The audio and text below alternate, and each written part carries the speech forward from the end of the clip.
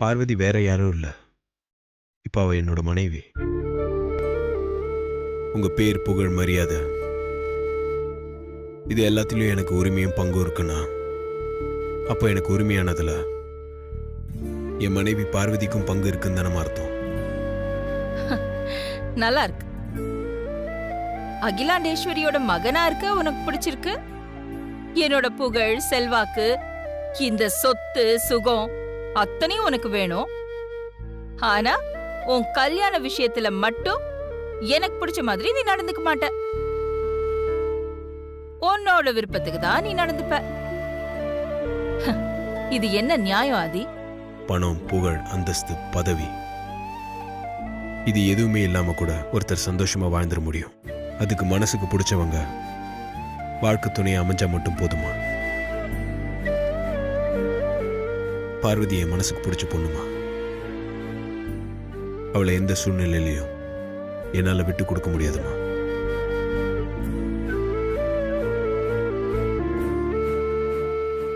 ஏன் விருப்பப்படி நீ நடந்துக்க முடியாத போது உன் விருப்பத்தை மட்டும் என்னால எப்படி ஏத்துக்க முடியும் ஆதி? புரியுதுமா. பார்வதிக்கு எதுலயும் எந்த உரிமையும் இல்லைன்னா எனக்கும் எந்த உரிமையும் இல்லைன்னு தான் அர்த்தம். பார்வதி நீங்க மருமகளை ஏத்துக்கிறதுக்கு தயாரா இல்ல.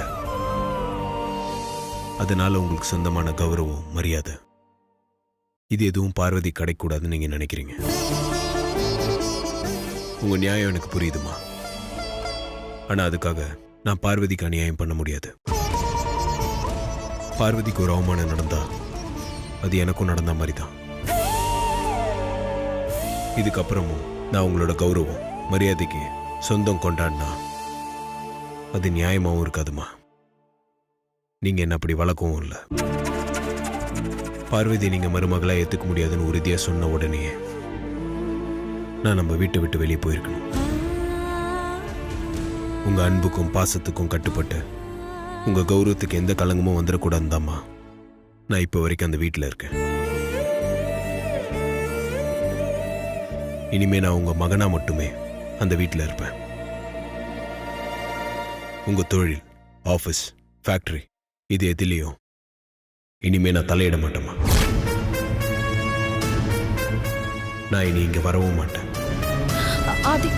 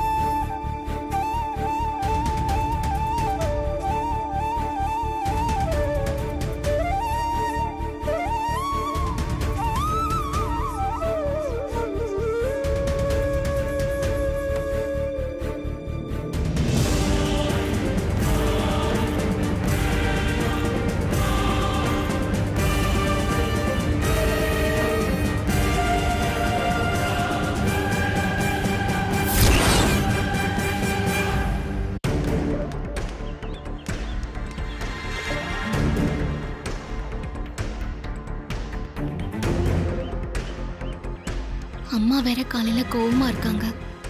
இப்போ மாமா வேற தனியா அம்மாவை பார்க்க போயிருக்காரு. ஆனா என்ன பேச போறாங்களோ தெரியலையே. வேலை என்ன நடக்குதுன்னு புரிய மாட்டேங்குதே. என்னவா இருக்கும்? என்னாச்சு மாமா? அம்மா கிட்ட பேசிட்டீங்களா? அம்மா கோவமா இருக்காங்களா? நீ வா, நான் சொல்றேன். என்ன மாமா, ஒர்க்கர்ஸ்லாம் வெயிட் பண்றாங்களே. முதல்ல நம்ம கிளம்பலாம். நான் எல்லாம் சொல்றேன், வா.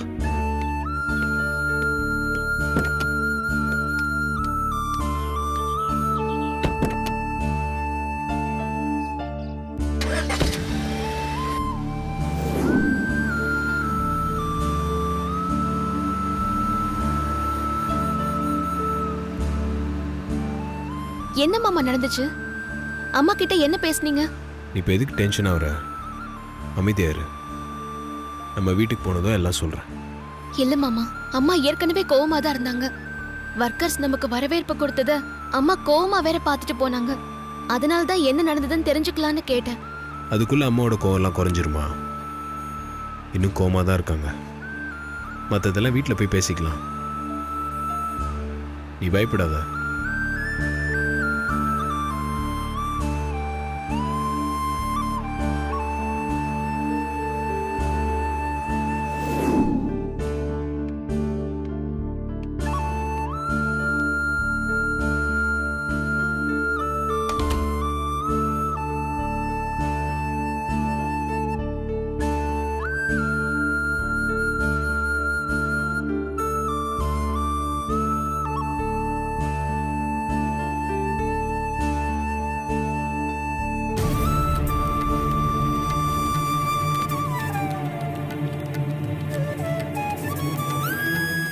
என்ன மாமா யோசிக்கிறீங்க?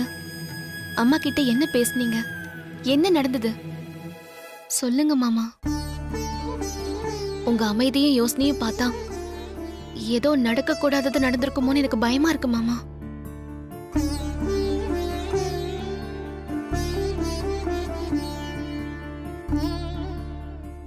இனிமேல் நம்ம ஆஃபீஸ்க்கோ இல்லை ஃபேக்ட்ரிக்கோ போக வேண்டாம்.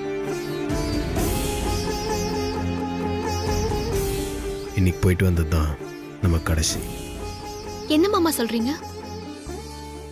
ஆதித்யா குரூப் ஆஃப் கம்பெனிஸ்க்கும் எனக்கும் இனி எந்த சம்மந்தமும் இல்லை. அம்மாவோட பிஸ்னஸ் எதுலேயும் இனிமேல் நான் தலையிட மாட்டேன். அம்மாவோட மகனா மட்டும் இந்த வீட்டில் இருந்துக்க போகிறேன். நீங்க இப்படி ஒரு முடிவெடுப்பீங்கன்னு நான் கொஞ்சம் கூட எதிர்பார்க்கல மாமா. எதுக்காக மாமா திடீர்னு இப்படி ஒரு முடிவெடுத்தீங்க? ஒர்க்கர்ஸ் நம்மளுக்கு வரவேற்பு கொடுத்தது அம்மாவுக்கு பிடிக்கல. அது நாமளே எதிர்பார்க்காம நடந்தது மாமா.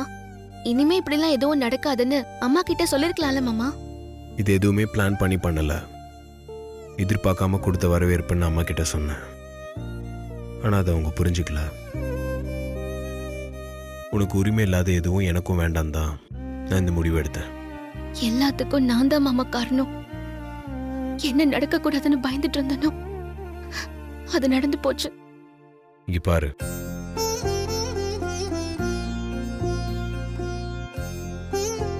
இப்ப என்ன நடந்து போச்சு? நம்ம ஒண்ணு இந்த வீட்டை விட்டோ இல்ல அம்மா விட்டோ போல. இங்க அவங்க பக்கத்திலே தானே இருக்க போறோம். நீ என்னையும் அம்மாவும் பிரிச்சுட்டேன்லாம் நினைச்சு உன் மனசை போட்டு குழப்பிக்காத. ஏற்கனவே அம்மா என் மேல கோவமா இருக்காங்க. இப்போ நீங்க எடுத்திருக்கிற இந்த முடிவால அவங்க கோவம் இன்னும் அதிகமா தான் ஆகும். தயவு செஞ்சு எனக்காக நீங்க உங்க முடிவை மாத்திக்கோங்க மாமா. ஏய் லூசு, கிட்ட வா.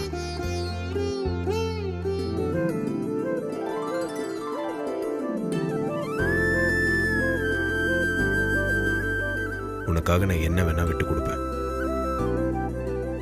ஆனா எதுக்காகவும் உன்னை விட்டு கொடுக்க மாட்டேன். தைரியமா இரு. இதுவும் நல்லதுக்காக தான்.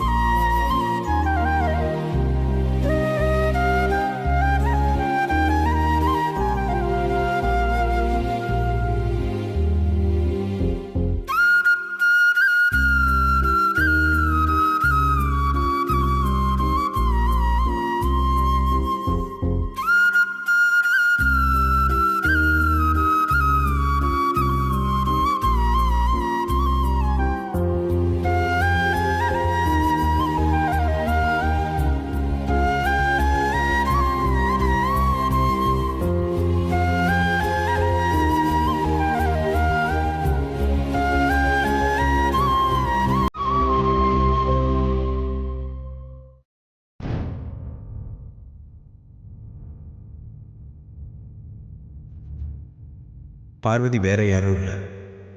இப்போ அவள் என்னோட மனைவி. உங்கள் பேர், புகழ், மரியாதை இது எல்லாத்துலேயும் எனக்கு உரிமையும் பங்கும் இருக்குன்னா அப்போ எனக்கு உரிமையானதில் என் மனைவி பார்வதிக்கும் பங்கு இருக்குன்னு தானே அர்த்தம். உங்கள் தொழில், ஆஃபீஸ், ஃபேக்ட்ரி இது எதுலேயும் இனிமேல் நான் தலையிட மாட்டேன்.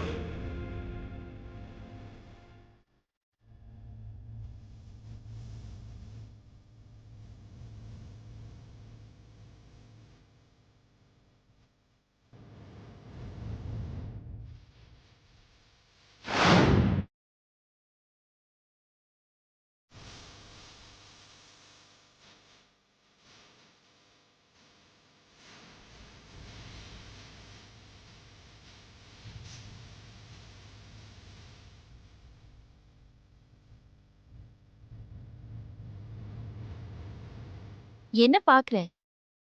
உன்னோட இந்த பார்வைக்கெல்லாம் நான் பயப்பட மாட்டேன். முதல்ல உன் மனசுல இருக்கிற ஈகோவை தூக்கி வீசு.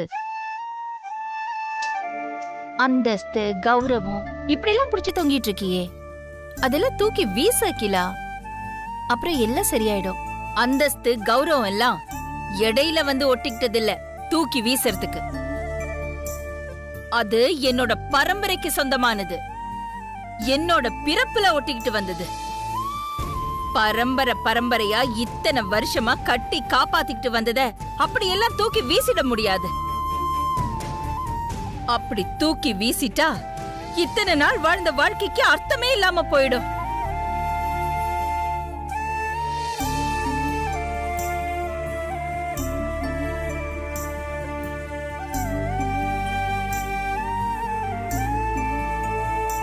உன்னோட பேரு, புகழ், கௌரவம், அந்தஸ்து இது எதுவுமே தனக்கு வேண்டான்னு உன் மகன் ஆதித்யா சொல்லிட்டானே. இப்போ உன்னோட வாழ்க்கைக்கு அர்த்தம் இருக்கா? உன் மகன் தூக்கி வீசின அந்தஸ்து, கௌரவம் எல்லாம் நீ தலையில தூக்கி வச்சுக்கிட்டு என்னத்தை சாதிக்க போற அகிலா? ஆதி அப்படி என்ன தப்பு பண்ணிட்டான்? அவன் மனசுக்கு பிடிச்ச ஒரு பொண்ணை கல்யாணம் பண்ணிக்கிட்டான். அது தப்பா? பார்வதி உனக்கு பிடிச்ச பொண்ணு தானே? இப்பவும் எனக்கு பார்வதிய பிடிக்கும். அதுக்காக என் வீட்டு சமையல் கட்டுல கரண்டிய பிடிச்சவள பூஜை ரூம்ல விளக்கேத்த அனுமதிக்க முடியாது. ஏன் முடியாது? முடியும். ஆனா அதுக்கு மனசு வேணும். உனக்காக ஆதி தன் மனச மாத்திக்கணும்னு நினைக்கிற நீ, பெத்த மகனுக்காக நீ உன்னோட மனச மாத்திக்க மாட்டியா அகிலா? தசரதனுக்கு ஒரு ராமர் மாதிரி அகிலாண்டேஸ்வரிக்கு ஒரு ஆதின்னு ஆதிய எல்லாரும் அம்மா புள்ளன்னு தானே சொன்னாங்க. ஆதியும் அப்படித்தானே நடந்துகிட்டு இருக்கான். நீ நல்லா யோசிச்சு பாரு. இத்தனை நாள்ல ஆதி எப்பவாவது உனக்கு பிடிக்காத ஏதாவது ஒரு விஷயத்த மறந்தும் செஞ்சிருக்கானா? இல்ல உன்னோட வார்த்தைக்கு மறு வார்த்தை எப்பவாவது பேசிருக்கானா? எல்லாத்துக்கும் ஒட்டு மொத்தமா சேர்த்து வச்சுதான் அவன் கல்யாண விஷயத்துல தப்பு பண்ணிட்டானே. ஆதி காதல் கல்யாணம் பண்ணிக்கிட்டது தப்பு இல்ல அகிலா. அத உன்கிட்ட சொல்லாம மறைச்சதுதான் தப்பு. ஆனா அதுக்காக நீ ஆதிக்கு கொடுக்கிற தண்டனை இருக்கு பாத்தியா, அது மகா பெரிய தப்பு. புரிஞ்சுக்காம பேசாத. ஒரு தாயோட வேதனை என்னன்னு தெரிஞ்சா நீ இப்படி எல்லாம் பேச மாட்ட. என் புருஷனும் நான் பெத்த பிள்ளையும் சேர்ந்து எனக்கு நம்பிக்கை துரோகம் பண்ணிருக்காங்க. அதை எப்படி என்னால தாங்கிக்க முடியும்? உன்னோட புருஷன் உனக்கு துரோகம் பண்ணிட்டாருங்கிறதுக்காக ஆதி அவன் பொண்டாட்டிக்கு துரோகம் பண்ணணும்னு நினைக்கிறியா அகிலா? எந்த சூழ்நிலையிலயும் நம்பி வந்த ஒரு பொண்ணோட கௌரவம் பாதிக்க கூடாதுன்னு நினைக்கிற ஒரு பையனை நீ வளர்த்திருக்க அகிலா. அதுக்காக நீ உன் மகனை நினைச்சு பெருமைப்படணும். அவனோட இந்த முடிவை நினைச்சு என்னால பெருமைப்பட முடியாது. எப்படி வேணாலும் வாழணும்னு நினைக்கிறது வாழ்க்கை இல்ல. இப்படித்தான் வாழணும்னு கட்டுப்பாட்டுக்குள்ள வாழணும். அதுதான் வாழ்க்கை. கட்டுப்பாடுங்கிறது நெருப்பு மாதிரி அகிலா. நீ அதை நெருங்கி போனா சுடும், விலகி போனா குளிரும். அதுக்காக அதை நம்ம தேவைக்கு தகுந்த மாதிரி பயன்படுத்திக்கணும். மாற்றம் ஒண்ணுதான் மாறாதது. அது உனக்கு தெரியாதா? போதும். எனக்கு மாற்றமும் தெரியும், மாறிக்கவும் தெரியும். ஆனா இந்த ஒரு விஷயத்துல மட்டும் என்ன மாத்திக்க மாட்டேன். அகிலா, நீ உன்னை வேதனைப்படுத்திக்கிட்டு உன்னை சுத்தி இருக்கிறவங்களையும் கஷ்டப்படுத்திட்டு இருக்க. நீ என்ன பண்றேன்னு உனக்கு புரியுதா இல்லையா? நீ கூட என்ன குற்றவாளியா பார்க்க ஆரம்பிச்சிட்டல்ல. மத்தவங்க முன்னாடி நீ குற்றவாளி ஆயிடக்கூடாதுங்கிறதுக்காக தான் உனக்காக உன்கிட்டயே சண்டை போட்டுட்டு இருக்கேன் அகிலா. அத நீ முதல்ல புரிஞ்சுக்கோ. எனக்கு அப்புறம் இந்த ஆதிக்கடவுர் பரம்பரையோட நம்பிக்கை நட்சத்திரமா நான் நம்பிக்கிட்டு இருந்த என் மகனே என்ன புரிஞ்சுக்கல. இனி யார் என்ன புரிஞ்சுக்கிட்டா என்ன, புரிஞ்சுக்கலன்னா என்ன? இதுக்கு மேல பேசாத, தயவு செஞ்சு போயிடு.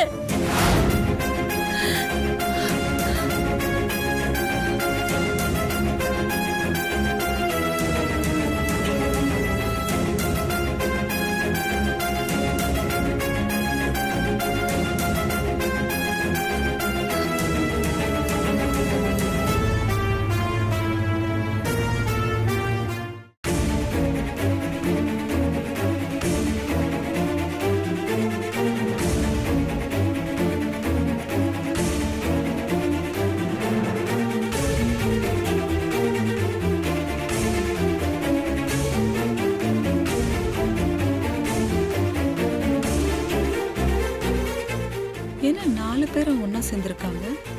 வட்ட மேசை மாநாடா? அப்படி எந்த கோட்டையை பிடிக்க போறாங்கன்னு தெரியலையே. என்ன ஆலோசனை இவ்வளோ சீரியஸா இருக்கு?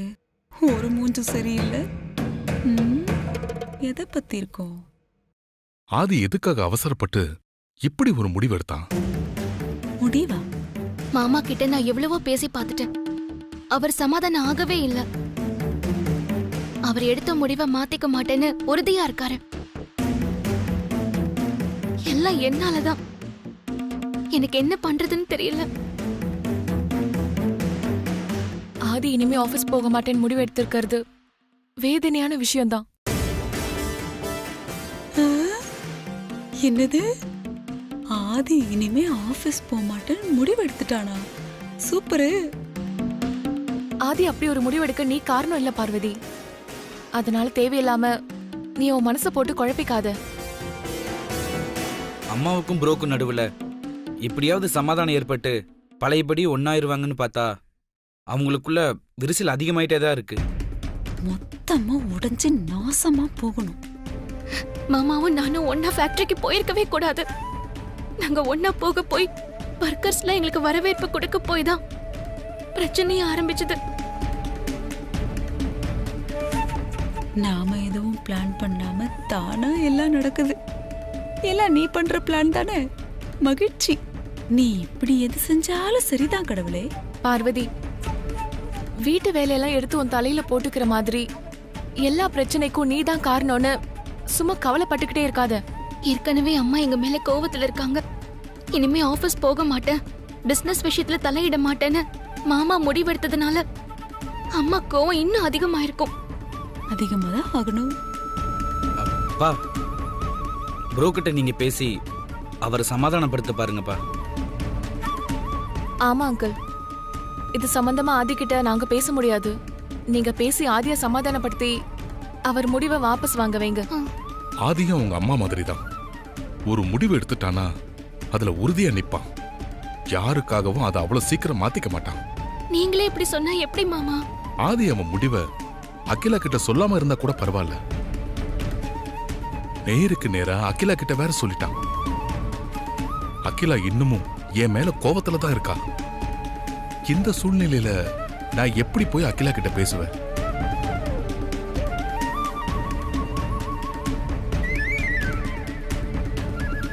அம்மா மக 2 பேருமே தாய் எடுத்த முடிவுல உறுதியா இருப்பாங்க. இது எதுல போய் முடியுமோன்னு தெரியலையே.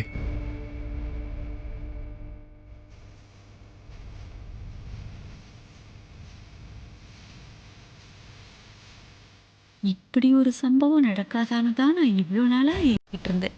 இதை இப்படியே விட்டுறக்கூடாது. சந்தோஷத்தை ஷேரிங். நீ வா வனஜா.